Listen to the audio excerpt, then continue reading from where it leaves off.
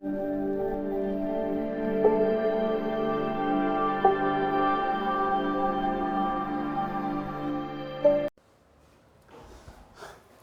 back in my YouTube channel Vidyasagar Gurukul and I am once again your English teacher Sanjeev Ranjan.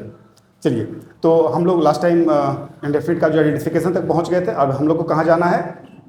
Structure पे। चलिए structure पे। अब देखिए structure की हम बात करेंगे।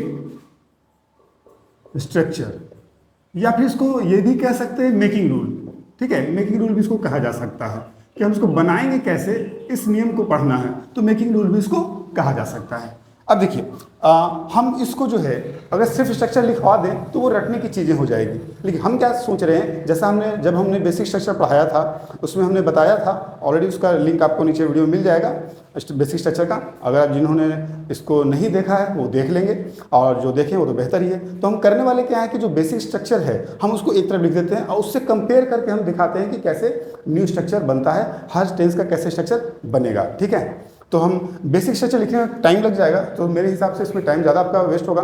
तो हम इसको वीडियो पॉज करके हम पहले लिख देते हैं बेसिक स्ट्रक्चर्स, उसके बाद जो है जैसे एक देख लेते हैं उसके बाद पॉज करते हैं। देखिए बेसिक स्ट्रक्चर में क्या था, एक तरफ हम रखते हैं बेसिक स्ट्रक्चर, ठीक है, और दूसरी तरफ जो है हमारा ये हमारे टेंस का हो जाएगा, मतलब इंडेफिनिट का हो जाएगा। प्रेजेंट इंडेफिनिट लिख देते हैं,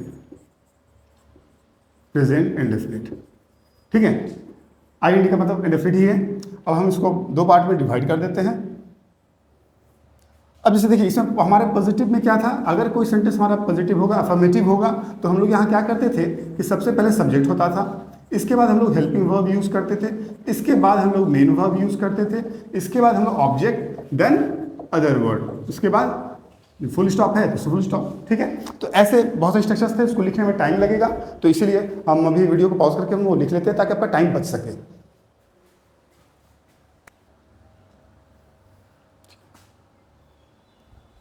चलिए, तो अब आते हैं हम लोग इसके प्रेजेंट इंडेफिनिट के रूल पे। ये हम लोग बेसिक कंप्लीट कर लिए हैं, देख लिया जाए। बेसिक में क्या था, पहले हमारा पॉजिटिव आता था अफर्मेटिव, तो उसका स्ट्रक्चर हम लिख लिए थे। नेगेटिव में क्या होता था, सिर्फ इसमें नॉट जोड़ना होता था, बाकी सब सेम टू सेम ही है। उसके बाद हम लोग इंट्रोगेटिव में, जिसको हम लोग क्वेश्चन भी कहते हैं, तो यहाँ पे क्वेश्चन में क्या था कि बस हेल्पिंग वर्ब को हम लोग पहले ले आते हैं, बाकी सारा स्ट्रक्चर सेम था।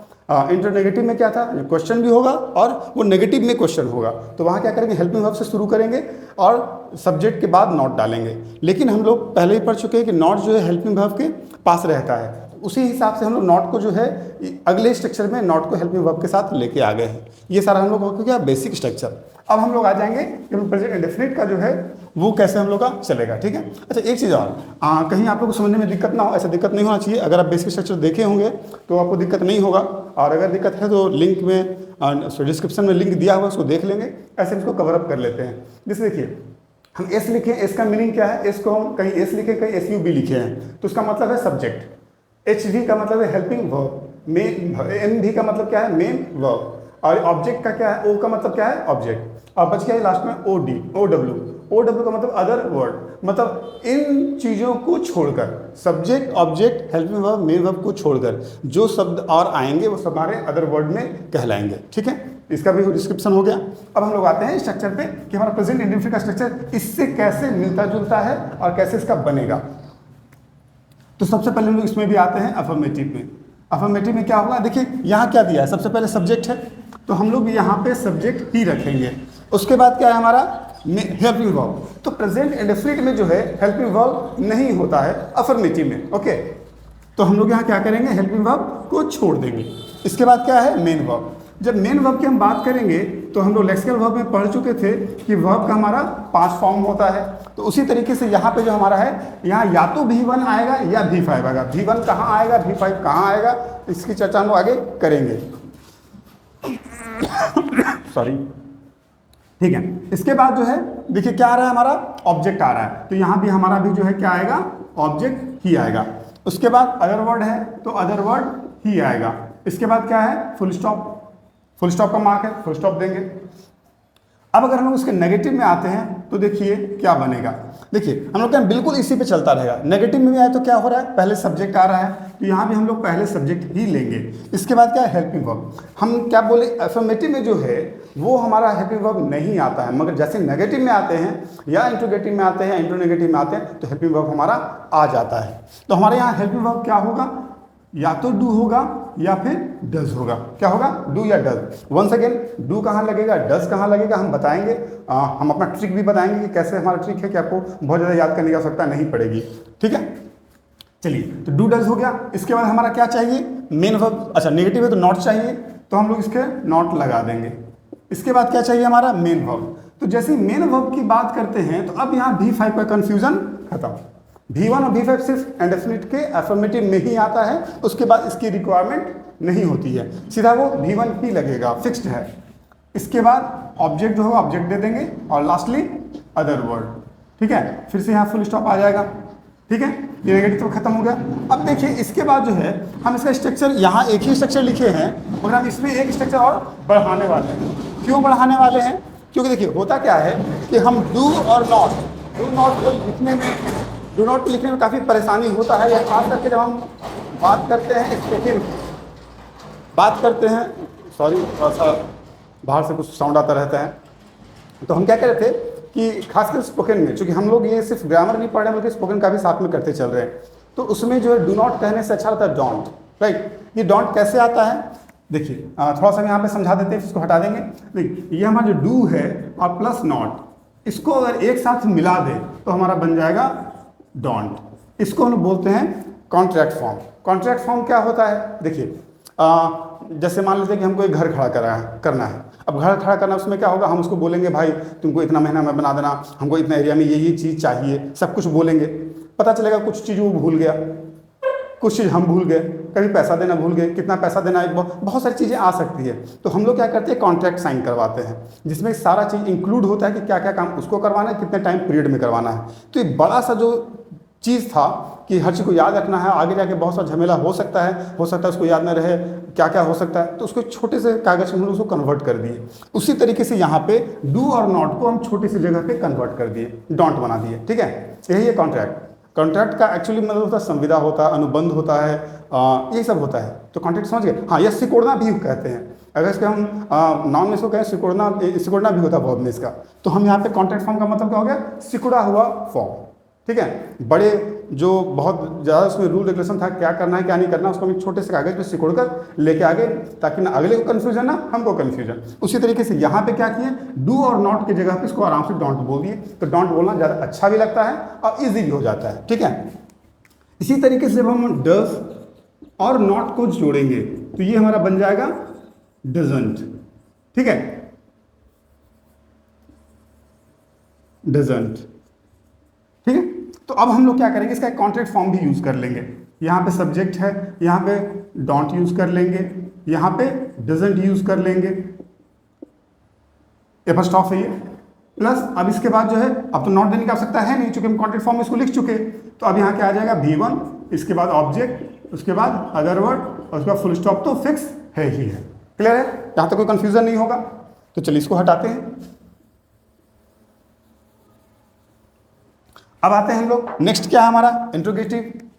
तो इंट्रोगेटिव में जैसे ही बात करेंगे हम लोग, तो इंट्रोगेटिव में क्या किए, हेल्पिंग वर्ब को आगे लाए हैं। राइट, तो इसमें हमारा हेल्पिंग वर्ब है क्या, डू और डज।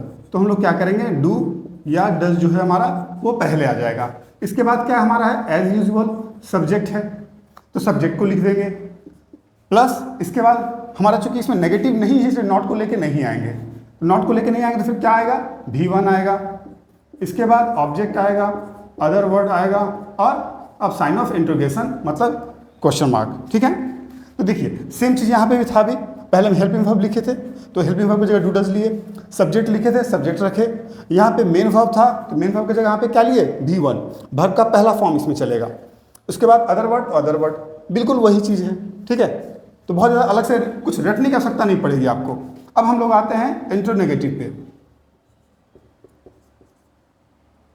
इंट्रोनेगेटिव में क्या होगा, देखिए यहाँ पे पहले हम लोग इंट्रोनेगेटिव में लिए हैं हेल्पिंग वर्ब, तो यहाँ भी हम लोग ले रहे हैं डू डज लिख रहे थे, तो चलिए डू डज। इसके बाद क्या करेंगे, सब्जेक्ट आ जाएगा हमारा। अब सब्जेक्ट के बाद हम लोग नॉट यूज कर लेंगे, क्योंकि हमारे नेगेटिव है। उसके बाद नॉट के बाद क्या करेंगे, जो सारा चीज़ें जो जस्ट सारा चीज़ है वो सब एज यूजुअल आ जाएगा। ठीक है, तो इसके बाद अब हम लोग इसको एक काम और क्या करेंगे कि इसका सब नॉट का जो पोजीशन है वो थोड़ा सा चेंज करेंगे। नॉट का पोजीशन जो है चेंज करेंगे। देखिए कैसे चेंज करेंगे, जैसे हम लोग पहले भी इसमें भी चर्चा कर चुके हैं कि नॉट को हम लोग इधर ला सकते हैं।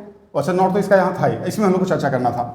ये नॉट जो है कहा जाता है कि हेल्पिंग वर्ब के बगल में होता है, तो अभी भी बगल में है लेकिन बीच में एक सब्जेक्ट आ गया है, तो सब्जेक्ट आने पे भी गलत नहीं है और अगर हम लोग नॉट को इधर ले आएंगे तो भी गलत नहीं होगा। तो इसका हम लोग क्या एक फॉर्म बना सकते हैं, डू डज तो रहेगा ही रहेगा। इसके बाद हम लोग नॉट को हम लोग इधर शिफ्ट कर सकते हैं और उसके बाद जो सारी चीज़ें हैं एज यूजुअल रह जाएंगी। हाँ सब्जेक्ट आ गया, उसके बाद V1 आ गया, उसके बाद ऑब्जेक्ट आ गया, उसके बाद अदर वर्ड आ गया और उसके बाद sign of interrogation question mark आ गया।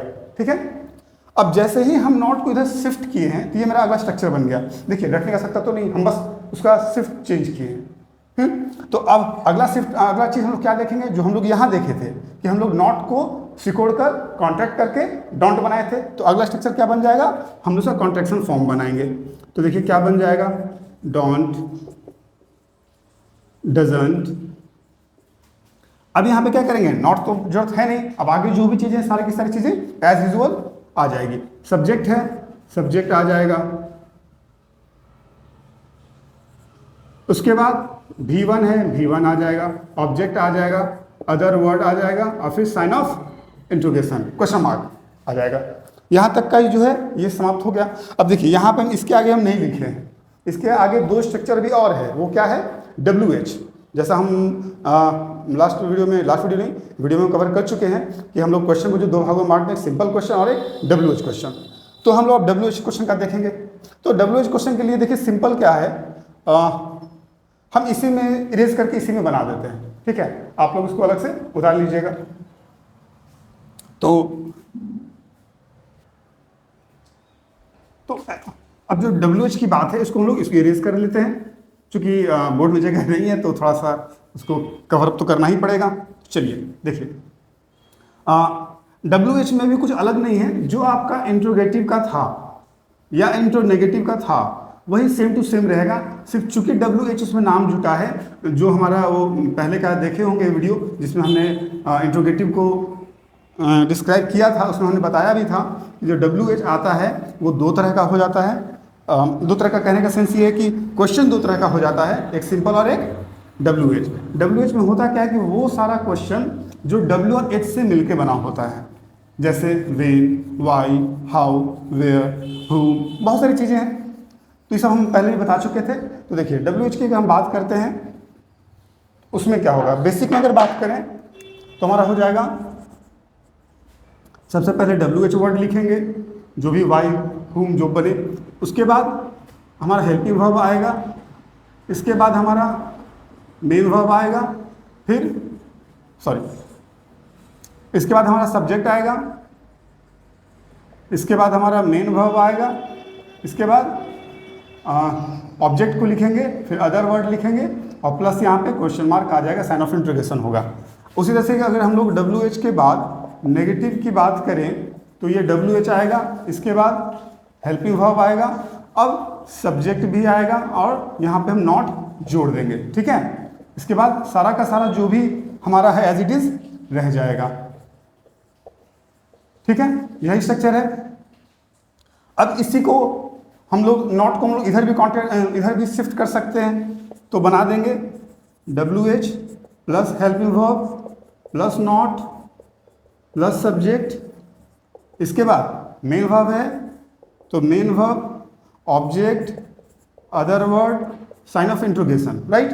अब इसी को इंडेफिनिट में देख लेते हैं, बस इसी चीज़ को सिर्फ पुट कर देना है, कुछ अलग से नहीं करना है इसमें अगर WH की हम बात करें तो WH वर्ड होगा, इसके बाद हेल्पिंग वर्ब होगा, हेल्पिंग वर्ब में क्या होगा, या तो डू होगा या फिर डज होगा, फिर हम लोग सब्जेक्ट लिखेंगे, सब्जेक्ट के बाद जो है हम लोग मेन वर्ब लिखेंगे, जो क्या होगा, सिर्फ और सिर्फ V1 ही होगा, प्लस ऑब्जेक्ट लिखेंगे प्लस अदर वर्ड, फिर साइन ऑफ इंट्रोगेशन। अब जब WH भी हो, कोई ऐसा क्वेश्चन हो जिसमें WH रहे साथ में नेगेटिव भी रहे, तो क्या करेंगे, डब्ल्यू एच रहेगा। इसके बाद हम लोग यहाँ पे हेल्पिंग वर्ब को देंगे डू और डज, और अब नॉट को जो है इसमें स्थान देंगे। तो स्थान कैसे देंगे, सब्जेक्ट के बाद, ठीक है, सब्जेक्ट के पहले भी लाएंगे, वो अगले में लाएंगे। उसके बाद V1 होगा, ऑब्जेक्ट होगा, फिर अदर वर्ड होगा, फिर साइन ऑफ इंट्रोगेशन होगा। ये स्ट्रक्चर बन गया। अब हम क्या करेंगे, जैसा हम लोग इसमें भी किए थे, बेसिक में भी किए हैं, नॉट को इधर शिफ्ट करेंगे। तो क्या बनेगा, WH डू डज, इसके बाद सब्जेक्ट के बदले नॉट लेके यहाँ पे आ गए, और उसके बाद सब्जेक्ट को पुट कर देंगे। उसके बाद V1 है तो V1 रखेंगे, V है, ये U नहीं है। उसके बाद ऑब्जेक्ट होगा, फिर अदर वर्ड होगा, और साइन ऑफ इंट्रोगेशन। मतलब कोई चेंजेस नहीं आ रहा है, बस हम शिफ्ट किए हैं। और अब यहाँ पे क्या करेंगे, WH तो होगा ही, अब डू और नॉट को कॉन्ट्रैक्ट कर देंगे तो क्या बन जाएगा, डोंट। सिमिलरली डज और नॉट को कॉन्ट्रैक्ट करेंगे तो डजंट बन जाएगा। इसके बाद सारा चीज एज यूजुअल रह जाएगा, ठीक है। V1 है, ऑब्जेक्ट है, अदर वर्ड है, और साइन ऑफ इंट्रोगेशन। ये हमारा हो गया स्ट्रक्चर, कि अगर हमारा सेंटेंस पहचान में आ जाता है तो हम लोग उसको WH को चुन के रखेंगे, उसका हेल्पिंग वर्ब रखेंगे, सब्जेक्ट रखेंगे, नॉट रखेंगे, ऑब्जेक्ट रखेंगे, सब हम लोग रखेंगे, तो हमारा सेंटेंस बन के रेडी हो जाएगा। अब देखिए इसमें बच गया है कि हमारा डू डज कहाँ लगेगा, V1 V5 कहाँ लगेगा। इसको हम नेक्स्ट वीडियो में कवर करते हैं, और नेक्स्ट वीडियो में जिसका हम ट्रिक बताएंगे, एक तो ट्रेडिशनल रूल बताएंगे ही बताएंगे, और साथ ट्रिक भी बताएंगे। वो ट्रिक बिल्कुल ही अनोखा होगा, ऐसा हमको लगता है, और होना भी चाहिए, होगा ही। चलिए फिर मिलते हैं नेक्स्ट वीडियो में, तब तक के लिए गुड बाय।